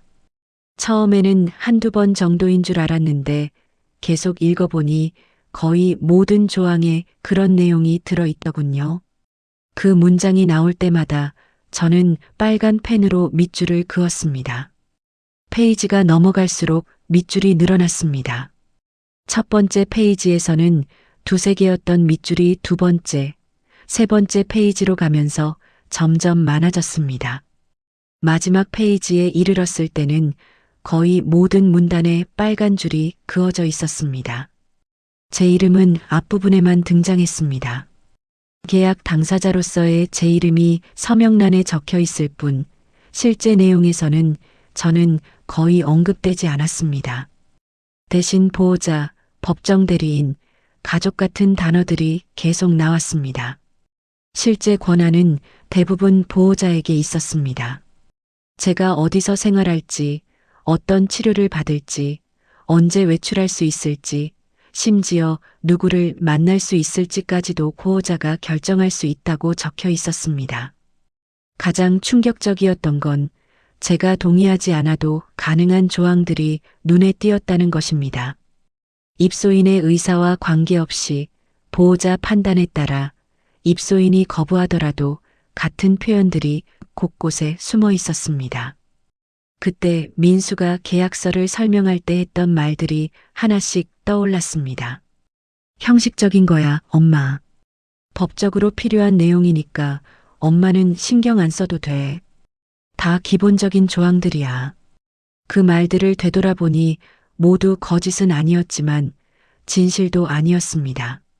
형식적이긴 했지만 제 인생을 좌우하는 내용이었고 법적으로 필요했지만 제게는 치명적인 내용이었고 기본적이긴 했지만 제 자유를 제약하는 조항들이었습니다. 저는 그때 깨달았습니다. 민수가 제가 이해하지 못하도록 일부러 설명을 피했다는 것을 말입니다. 제가 정확히 알면 서명하지 않을 것이라는 걸 알고 있었던 거죠. 그래서 형식적이라는 말로 넘어가게 만든 것이었습니다. 그 사실이 가장 화가 났습니다. 속았다는 분노보다도 의도적으로 속였다는 사실이 더 견디기 어려웠습니다. 제 아들이 저를 이렇게 속일 수 있다는 게 믿어지지 않았습니다. 분노와 함께 부끄러움이 몰려왔습니다. 왜 그때 더 꼼꼼히 읽어보지 않았을까? 왜 더 많이 질문하지 않았을까? 왜 그렇게 쉽게 넘어갔을까? 하고 스스로를 책망했습니다. 내가 너무 순진했나? 내가 너무 어리석었나? 그런 생각들로 자신을 괴롭혔습니다. 하지만 곧 생각을 고쳐먹었습니다. 저는 나쁜 일을 한 게 아니었습니다. 그저 제 아들을 믿었을 뿐이었습니다. 믿었기 때문에 의심하지 않았고 믿었기 때문에 자세히 묻지 않았던 것입니다. 믿음이 죄가 될 수는 없다고 스스로에게 말했습니다. 잘못한 건 저를 속인 사람이지 속은 제가 아니라고 생각했습니다. 부모가 자식을 믿는 것은 당연한 일이고 그 믿음을 악용한 쪽이 잘못된 것이라고 결론지었습니다. 계약서를 덮고 한동안 가만히 앉아 있었습니다. 머릿속이 복잡했습니다. 분노, 배신감, 절망감, 그리고 뭔가 해야 한다는 다급함이 모두 섞여 있었습니다. 저는 민수에게 전화를 걸어야겠다고 생각했습니다. 이 계약서에 대해 정확히 물어봐야 했습니다. 왜 이런 내용을 숨겼는지, 왜 저를 속였는지 따져야 했습니다. 몇 번이나 번호를 눌렀다 지웠다를 반복했습니다. 어떤 말부터 시작해야 할지 모르겠더라고요. 화가 나서 소리를 지르고 싶기도 했고 서운해서 울고 싶기도 했습니다. 결국 전화를 걸었습니다. 하지만 예상했던 대로 민수는 전화를 받지 않았습니다. 한 번, 두 번, 세 번 걸어봐도 마찬가지였습니다. 신호음만 길게 울리다가 끊어졌습니다. 선영에게도 연락해 봤습니다. 혹시나 해서 문자 메시지도 보냈습니다. 중요한 일이 있으니 꼭 연락 달라고 적어서 보냈습니다. 하지만 선영에게서도 아무런 답이 오지 않았습니다. 그 침묵이 모든 대답처럼 느껴졌습니다. 저를 피하고 있다는 것, 더 이상 저와 이야기하고 싶어 하지 않는다는 것이 그 침묵을 통해 전달되었습니다. 그제야 상황이 또렷해졌습니다. 저는 이곳에서 관리의 대상이었을 뿐 선택의 주체가 아니었습니다. 제 의견이나 감정은 중요하지 않았고 민수의 결정과 편의만이 중요했습니다. 저는 요양원에 맡겨진 것이 아니라 버려진 것이었습니다. 돌봄을 받기 위해 온 것이 아니라 민수의 짐이 되지 않기 위해 격리된 것이었습니다. 이대로는 안 된다는 생각이 분명해졌습니다. 이렇게 당하고만 있을 수는 없었습니다. 제가 뭔가 행동을 취해야 한다는 것을 깨달았습니다. 하지만 동시에 혼자서는 어렵다는 것도 인정했습니다. 계약서도 혼자서는 완전히 이해하기 어려웠고 요양원과 맞서는 것도 제 힘만으로는 부족해 보였습니다. 누군가의 도움이 필요하다는 것을 받아들였습니다. 다음 날 요양원 상담실을 다시 찾기로 마음먹었습니다.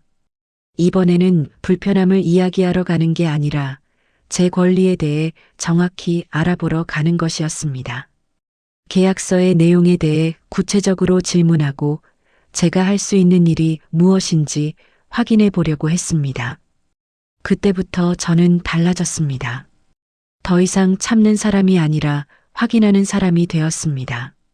불편해도 참고 넘기는 사람이 아니라 왜 불편한지 정확히 알아보고 개선을 요구하는 사람이 되기로 했습니다. 물론 두려웠습니다. 지금까지 살아오면서 이렇게 적극적으로 나선 적이 별로 없었거든요. 하지만 이대로 있다가는 정말로 아무것도 할 수 없는 사람이 될 것 같았습니다. 그날 밤 제가 한 일은 단순히 계약서를 읽은 것이 아니었습니다. 제 인생을 되찾기 위한 첫 번째 걸음이었습니다. 속았다는 걸 인정하고 화가 난다는 걸 받아들이고 뭔가 해야겠다고 결심하는 순간이었습니다.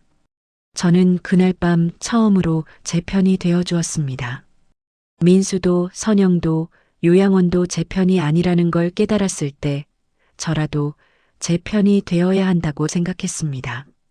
그것이 제가 다시 김영자가 되기 위한 시작이었습니다. 다음 날 아침 저는 상담실을 다시 찾아갔습니다.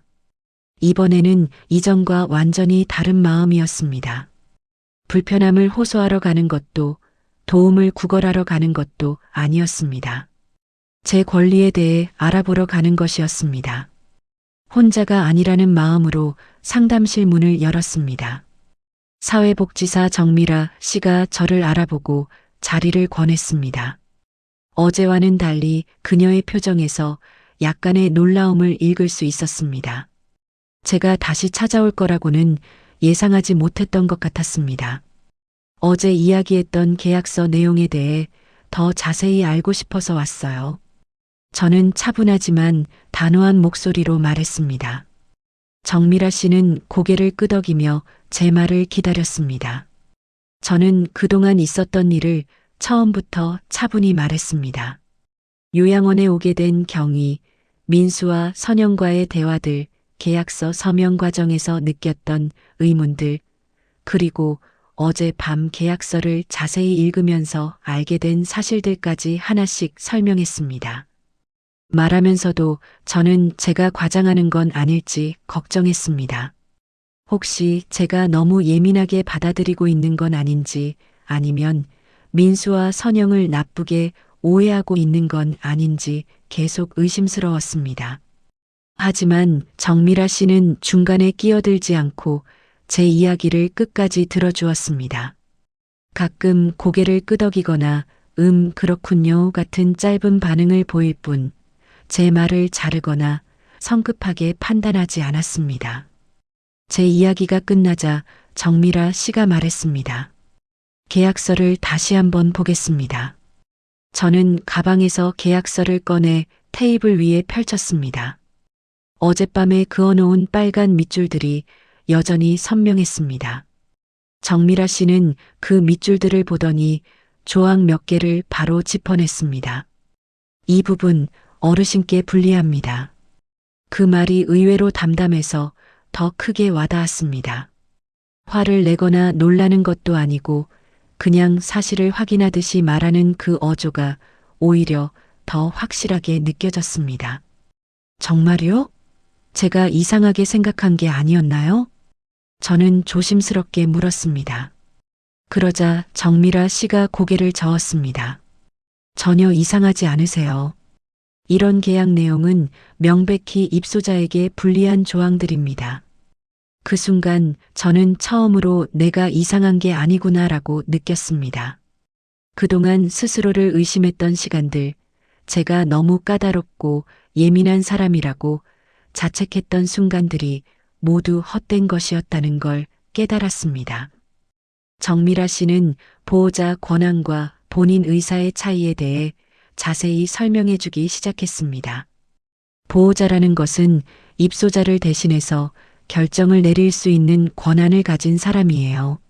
하지만 그 권한이 절대적인 건 아닙니다. 입소자 본인의 의사가 가장 우선되어야 하는 게 원칙이거든요. 그 설명을 들으면서 저는 그동안 제가 얼마나 잘못 알고 있었는지 깨달았습니다. 보호자가 모든 걸 결정할 수 있다고, 제 의견은 중요하지 않다고 생각해왔던 게 잘못이었던 것입니다. 계약이 절대적인 것도 아니에요. 계약 내용이 입소자에게 불리하거나 계약 과정에서 충분한 설명이 이루어지지 않았다면 변경이나 무효를 요구할 수도 있어요. 정미라 씨가 덧붙인 말에 저는 가슴이 두근거렸습니다. 정말로 뭔가 할 수 있는 방법이 있다는 뜻이었습니다. 어르신도 선택권이 있습니다. 그 문장이 제 머릿속에 오래 남았습니다. 어르신도 선택권이 있다. 그 말을 들었을 때 저는 망치로 머리를 얻어맞은 것 같은 충격을 받았습니다. 좋은 쪽으로 말입니다. 그동안 저는 제가 선택권이 없다고 믿어왔다는 걸 그때 깨달았습니다.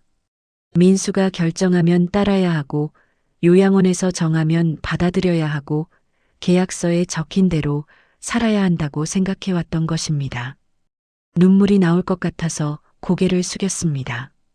기쁜 눈물인지 서운한 눈물인지 구별할 수 없었습니다. 그저 뭔가 큰 깨달음을 얻었다는 감정이 복받쳐 올랐습니다. 정미라 씨는 제 모습을 보고 휴지를 조용히 건넸습니다. 아무 말 없이 재촉하지도 않고 그냥 기다려 주었습니다. 그 배려가 고마웠습니다. 감정을 정리한 뒤 저는 정미라 씨에게 구체적으로 가능한 절차들에 대해 하나씩 들었습니다. 계약 변경 요청을 하실 수 있어요. 불리한 조항들을 수정하거나 삭제하는 거죠. 보호자 변경도 가능해요. 현재 보호자가 입소자의 이익을 제대로 대변하지 못한다고 판단되면 다른 사람으로 바꿀 수 있어요. 의견서 제출도 하나의 방법이에요. 어르신의 의사를 정식으로 문서화해서 기록으로 남기는 거예요. 계약 변경, 보호자 변경, 의견서 제출. 그런 말들을 들으면서 저는 그 모든 게 저와 상관없는 줄 알았다는 걸 깨달았습니다. 그런 권리들이 제게도 있다는 걸 전혀 몰랐던 것입니다. 그게 가장 놀라웠습니다. 제가 얼마나 많은 것을 포기하고 살아왔는지, 얼마나 많은 권리를 모르고 지나쳤는지 새삼 깨닫게 되었습니다. 지금이라도 말씀하셔야 합니다. 정미라 씨의 마지막 조언이었습니다. 저는 그 말을 마음속으로 여러 번 되뇌었습니다. 지금이라도 말씀하셔야 합니다. 아직 늦지 않았다는 뜻이었습니다. 아직 뭔가 할 수 있다는 희망이었습니다. 상담실을 나서며 복도가 이전과 다르게 보였습니다. 같은 복도, 같은 벽, 같은 천장이었지만 뭔가 달라 보였습니다. 제가 달라졌기 때문일 것입니다. 직원들의 얼굴도 달라 보였습니다. 어제까지는 저를 무시하고 대충 대하는 사람들로 보였는데 이제는 그냥 각자 일을 하는 사람들로 보였습니다. 제가 당당해졌기 때문인지도 모르겠습니다. 저는 제가 고개를 들고 걷고 있다는 걸 느꼈습니다. 어제까지는 고개를 숙이고 눈치를 보며 걸었는데 이제는 똑바로 앞을 보고 걸을 수 있었습니다. 처음으로 민수 생각이 덜 났습니다. 그동안은 하루 종일 민수 생각, 민수에 대한 걱정, 민수에 대한 원망으로 머릿속이 가득했었는데 이제는 다른 생각들이 더 많이 들었습니다. 대신 제가 뭘 원하는지 떠올리게 되었습니다. 민수가 뭘 원하는지가 아니라 요양원에서 뭘 기대하는지가 아니라 제가 정말로 바라는 게 무엇인지 생각해 보게 되었습니다. 방으로 돌아와 침대에 앉아 한참을 생각했습니다.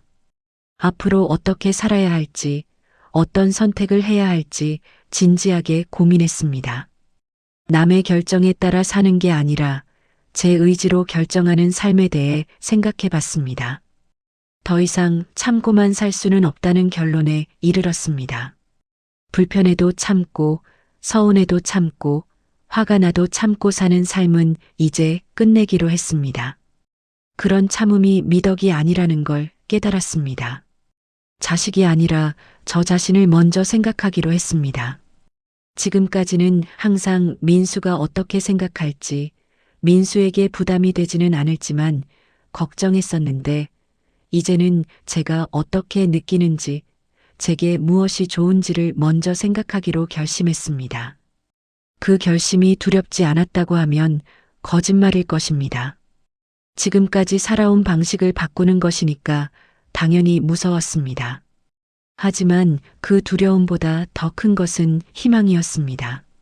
뭔가 할 수 있다는 희망, 바꿀 수 있다는 희망이 두려움을 이겼습니다. 하지만 한 가지는 분명했습니다. 저는 더 이상 예전의 김영자가 아니라는 것입니다. 조용히 참고 넘기는 김영자가 아니라 제 목소리를 내는 김영자가 되기로 했습니다. 그날 저는 처음으로 제 편이 생겼다고 느꼈습니다. 정미라 씨라는 든든한 조력자도 생겼지만 무엇보다 제가 제 편이 되어주기로 했다는 게 가장 큰 변화였습니다. 지금까지는 항상 다른 사람들을 먼저 생각하고 다른 사람들의 편의를 우선시했었는데 이제는 제가 저를 지켜주기로 했습니다. 그것이 이기적인 게 아니라 당연한 일이라는 걸 깨달았습니다. 그날 밤 저는 처음으로 마음 편히 잠들 수 있었습니다. 내일 해야 할 일이 있다는 생각, 포기하지 않겠다는 다짐, 아직 늦지 않았다는 희망이 저를 평안하게 해주었습니다. 저는 그날부터 새로운 사람이 되었습니다.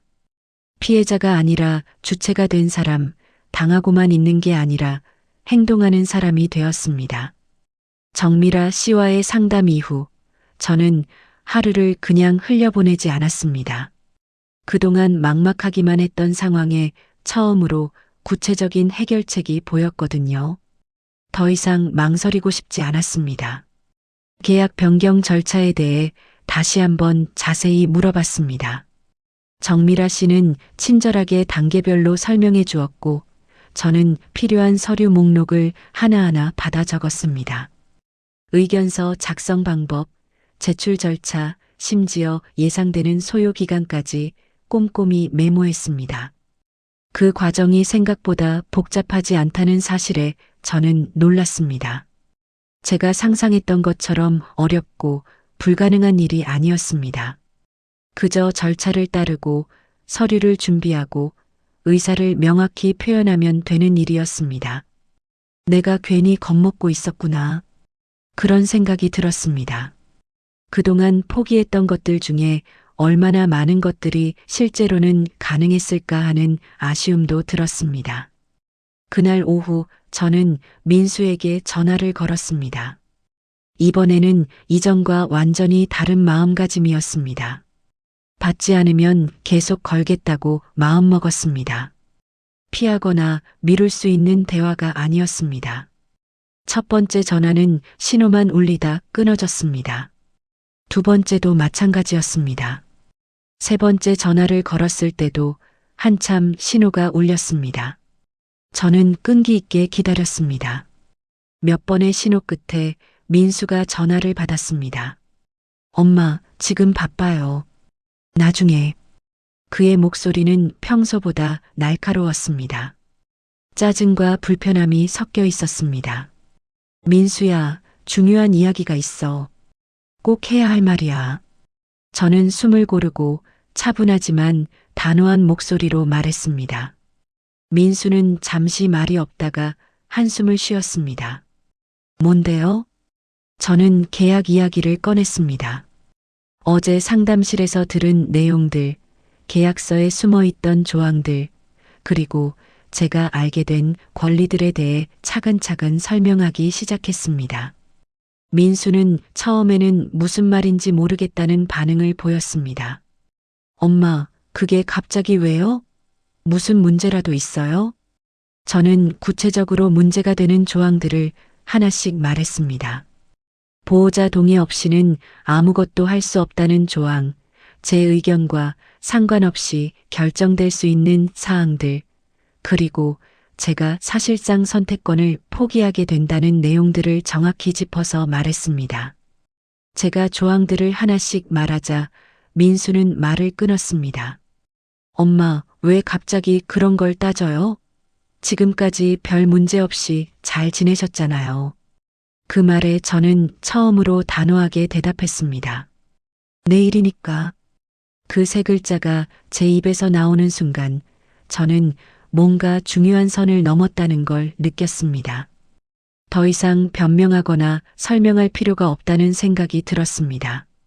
제 일이니까 제가 알아야 하고 제가 결정해야 한다는 당연한 사실을 말한 것뿐이었습니다.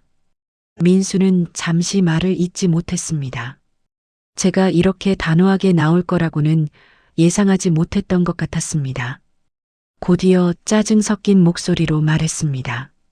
그럼 우리가 지금까지 한 게 뭐가 되는데요?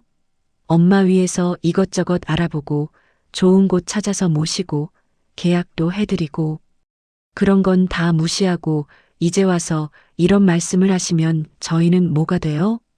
그 말에서 저는 죄책감을 느끼라는 의도를 정확히 읽었습니다. 우리가 얼마나 고생했는데, 우리가 얼마나 신경 써줬는데, 그런 식으로 저를 다시 주눅들게 만들려는 것이었습니다. 예전 같았으면 분명히 그 말에 물러섰을 것입니다. 아니야, 고마워, 미안해, 괜한 말 했네 하면서 다시 조용해졌을 것입니다. 하지만 이번에는 그러지 않았습니다. 저는 민수의 말 속에 숨어 있는 논리의 허점을 정확히 보았습니다. 민수가 한 일들이 정말로 저를 위한 것이었다면 지금 제가 하는 말도 기꺼이 들어줘야 하는 것 아닌가요? 민수야, 나는 계약 변경을 진행하겠다. 저는 분명하고 확실하게 말했습니다. 더 이상 토론할 여지를 남기지 않는 톤으로 말했습니다. 민수는 화를 내기 시작했습니다. 목소리가 높아지고 말이 빨라졌습니다. 뒤에서 선영의 목소리도 들려왔습니다. 어머님, 지금 와서 이러시면 정말 곤란해요. 저희가 얼마나 고생해서 여기까지 왔는데요.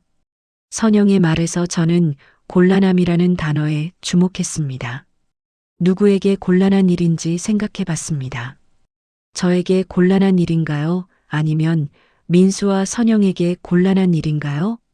제가 계약을 바꾸려고 한다면 그들이 편리하게 저를 관리하던 상황이 바뀔 수도 있겠죠. 제가 목소리를 내기 시작하면 그들이 일방적으로 결정하던 것들에 제약이 생길 수도 있고요.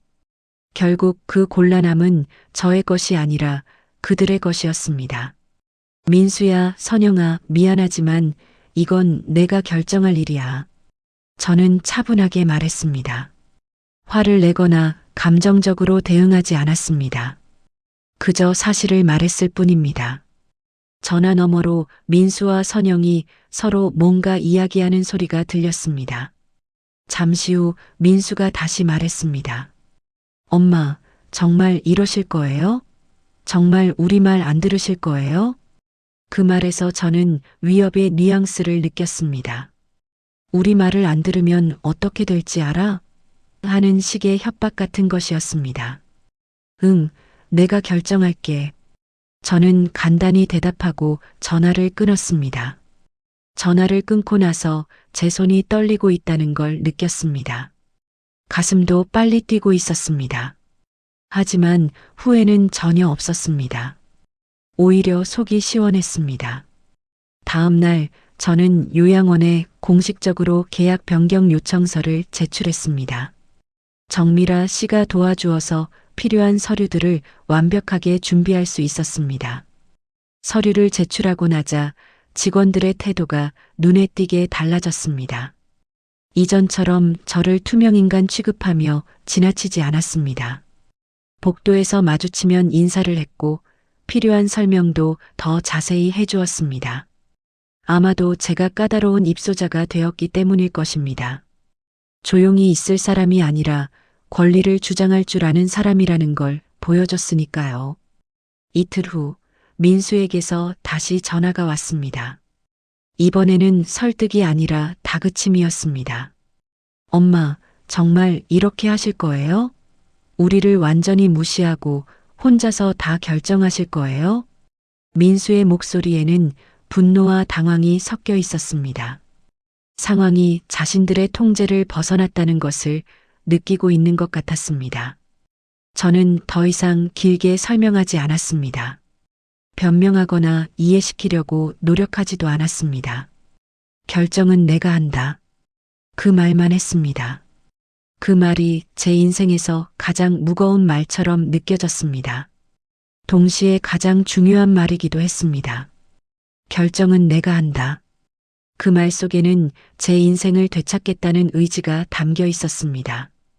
더 이상 누군가의 관리 대상이 아니라 제 인생의 주인이 되겠다는 선언이었습니다. 민수는 한동안 말이 없었습니다. 그 침묵 속에서 저는 우리 관계가 이전으로 돌아가지 않으리라는 걸 알았습니다. 제가 순종적인 어머니가 아니라 주체적인 인간으로 변했다는 것을 민수도 받아들여야 할 것입니다. 그래도 저는 물러서지 않았습니다. 관계가 어떻게 변할지, 앞으로 어떤 일이 생길지 두렵기도 했지만 제 선택을 후회하지 않았습니다. 그날부터 저는 정말로 제 인생의 주인이 되었습니다. 누군가의 허락을 구하지 않고, 누군가의 눈치를 보지 않고 제 이름으로 제 선택을 하는 사람이 되었습니다. 물론 쉽지 않았습니다. 때로는 외로웠고, 때로는 후회스러웠습니다. 하지만 적어도 제가 선택한 결과였기 때문에 받아들일 수 있었습니다. 저는 그때 깨달았습니다. 자유란 편안한 것이 아니라는 것을, 선택권이란 때로는 무겁고 부담스러운 것이라는 것을 말입니다. 하지만 그럼에도 불구하고 그것이 인간으로서 포기할 수 없는 것이라는 것도 알게 되었습니다. 그 일을 겪은 뒤 제 하루는 이전과는 조금 달라졌습니다. 극적으로 변한 것은 아니지만 작은 것들이 하나씩 바뀌어 갔습니다. 마치 안개가 걷힌 후의 풍경처럼 같은 곳이지만 더 선명하게 보이는 그런 변화였습니다. 요양원에서 저를 부르는 방식부터 바뀌었습니다. 예전에는 할머니, 어르신하고 부르던 직원들이 이제는 김영자 어르신이라고 정확히 제 이름을 불러줍니다. 작은 차이 같지만 저에게는 큰 의미였습니다. 무엇을 결정할 때마다 먼저 제 의사를 묻습니다. 식사 메뉴를 바꿀 때도, 방 청소 시간을 조정할 때도, 프로그램 참여 여부를 정할 때도 제게 먼저 물어봅니다. 사소한 일에도 충분한 설명을 듣게 되었습니다. 예전에는 당연하지 않았던 것들입니다. 그때는 그런 것들이 제 권리라는 걸 몰랐거든요. 아니, 알려고 하지 않았던 것일 수도 있습니다. 불편해도 참는 게 미덕이라고 생각했으니까요. 하지만 변화가 모두 좋은 것만은 아니었습니다. 민수와는 연락이 거의 끊겼습니다. 가끔 명절이나 제 생일 때 짧은 메시지가 오긴 하지만 형식적인 안부 정도입니다. 건강하세요, 잘 계세요 같은 말들 뿐입니다. 선영에게서는 더 이상 연락이 없습니다. 완전히 관계가 단절되었습니다. 예전에는 그래도 가끔 안부라도 묻곤 했는데 이제는 아예 소식이 없습니다. 그 사실이 처음에는 많이 아팠습니다. 가슴 한구석이 텅 빈 것 같은 느낌이 들었습니다. 제가 뭔가 잘못한 건 아닐까 수없이 되돌아봤습니다. 너무 고집을 부린 건 아닐까, 너무 이기적이었던 건 아닐까 하고 자책했습니다. 특히 밤에 혼자 누워있을 때 그런 생각이 많이 들었습니다. 정말로 계약 변경까지 할 필요가 있었을까? 그냥 조용히 참고 살았으면 가족 관계도 유지할 수 있었을 텐데 하는 후회가 밀려왔습니다. 하지만 시간이 지나면서 생각이 달라졌습니다. 저를 지키기 위한 선택이 누군가에게는 불편했을 뿐이라는 걸 알게 되었습니다.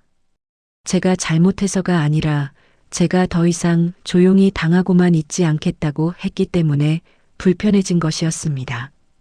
관계가 유지되려면 누군가는 늘 참고 있어야 한다는 사실도 깨달았습니다. 지금까지는 제가 그 역할을 해왔습니다. 불편해도 참고, 서운해도 참고, 화가 나도 참는 사람이었습니다.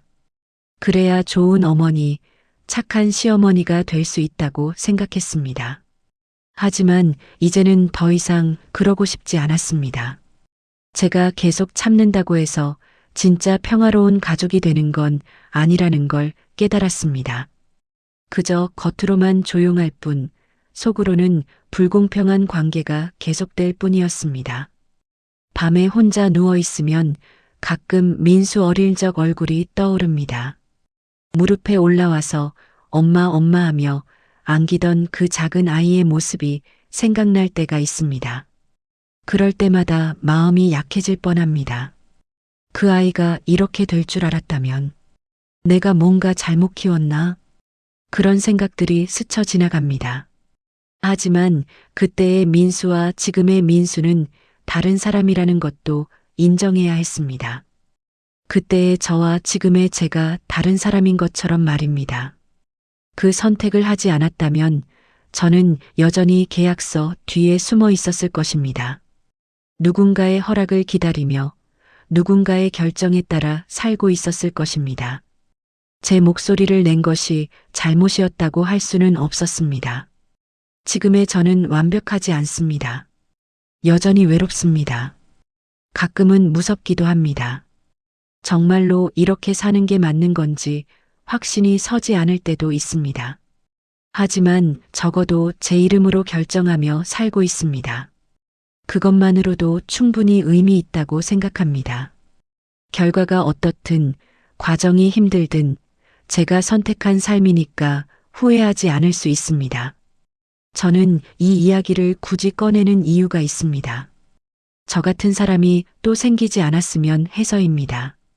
아무것도 모른 채 계약서에 도장을 찍고 나중에서야 후회하는 사람이 더 이상 없었으면 합니다. 가족이라는 말은 따뜻합니다. 하지만 항상 안전한 것은 아닙니다.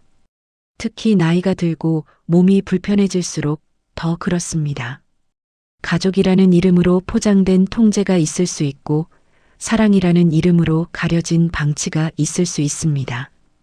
계약서는 감정보다 먼저 봐야 합니다. 아무리 가족이 권한다고 해도, 아무리 급한 상황이라고 해도 제 이름으로 도장을 찍는 일은 신중해야 합니다. 이해되지 않으면 반드시 물어야 합니다.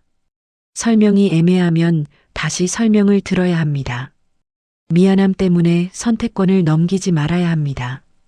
자식에게 짐이 되기 싫어서, 가족에게 부담을 주기 싫어서 하는 마음으로 제 권리를 포기하면 안 됩니다. 그런 미안함은 미덕이 아닙니다. 자식을 사랑하는 것과 저 자신을 지키는 것은 서로 다른 일이 아닙니다. 그 둘은 동시에 가능합니다. 제가 당당해야 자식들도 당당할 수 있고, 제가 존중받아야 자식들도 존중받을 수 있습니다. 혹시 이 이야기를 들으며 마음이 불편해졌다면 그건 여러분의 이야기가 시작되고 있다는 뜻일지도 모릅니다. 우리 집은 아니야, 우리 가족은 다르다고 생각하고 싶겠지만 한 번쯤은 돌아봐야 할 일인지도 모릅니다. 나이 든 부모님이나 조부모님이 정말로 원하는 일인지 아니면 그저 참고 계시는 건 아닌지 생각해 보세요. 그분들의 목소리에 귀를 기울여 보세요. 혹시 여러분도 모르는 사이에 누군가의 선택권을 빼앗고 있는 건 아닌지 확인해 보세요. 저는 늦게 배웠지만 여러분은 지금 알 수 있습니다. 저는 72살에 제 목소리를 찾았지만 여러분은 더 빨리 찾을 수 있습니다. 나이는 포기의 이유가 될 수 없습니다. 가족도 침묵의 이유가 될 수 없습니다. 부디 여러분만은 여러분 편이 되어주세요. 다른 누구도 여러분을 지켜주지 않을 때 여러분만은 여러분을 포기하지 마세요. 여러분의 목소리가 작고 떨린다고 해도 그 목소리가 틀렸다는 뜻은 아닙니다. 저는 지금도 이곳 요양원에서 살고 있습니다. 민수와 화해하지도 못했고 완벽하게 행복하지도 못합니다. 하지만 후회하지는 않습니다. 제가 선택한 삶이니까요.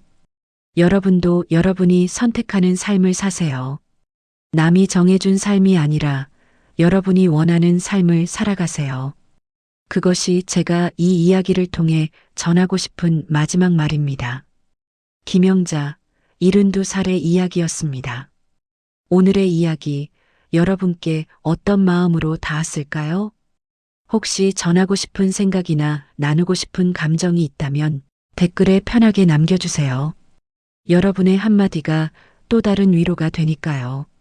그리고 이 따뜻한 사연이 누군가의 하루에도 작은 빛이 되었으면 좋겠습니다. 살짝 공유해 주신다면 그 마음이 또 다른 좋은 인연을 불러올 거예요. 오늘도 함께 해주셔서 참 고맙습니다. 인생 이야기를 담다 인생담이었습니다.